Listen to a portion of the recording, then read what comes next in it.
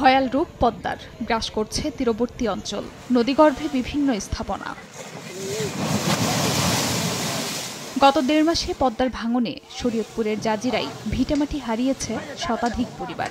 হুমকিতে নদী তীরবর্তী হাটবাজার, বসতবাড়ি, রাস্তাঘাট সহ ৬ শতাধিক স্থাপনা সর্বস্ব হারিয়ে মানবতর জীবনযাপন করছেন ভুক্তভোগীরা। ভাঙন রোধে স্থায়ী বাঁধ নির্মাণ সহ সরকারি সহায়তার দাবি তাদের। পদ্মায় ভাঙতে ভাঙতে ৫ বার বাড়ি ভাঙছি। মানুষজন আস্তে আস্তে আমার ঘরের মাল সামানা সহ আমার ঘর বাড়ি পুরোটাই নদীর মধ্যে গেছে।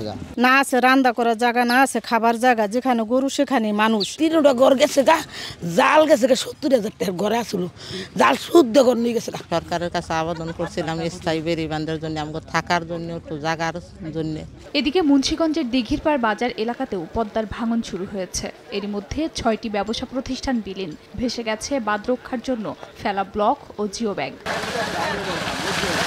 ভাঙন ঠেকাতে জরুরি কাজের আশ্বাস পানি উন্নয়ন বোর্ডের, পাশাপাশি স্থায়ী ব্যবস্থা নেওয়ার কথা জানান সংশ্লিষ্ট কর্মকর্তা। আমরা মনিটরিং করতেছি এবং আমাদের পর্যাপ্ত জিও ব্যাগ আছে, আমরা ফেলে ইনশাআল্লাহ ভাঙন প্রতিরোধ করব। প্রকল্প অলরেডি প্রণয়ন করেছি এবং সেটা হচ্ছে আমরা মাঠ দপ্তর থেকে পাঠিয়েছি।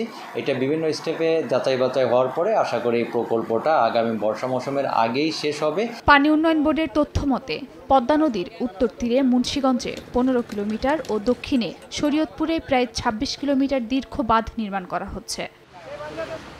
খাদিজা স্বপ্না, সময় সংবাদ।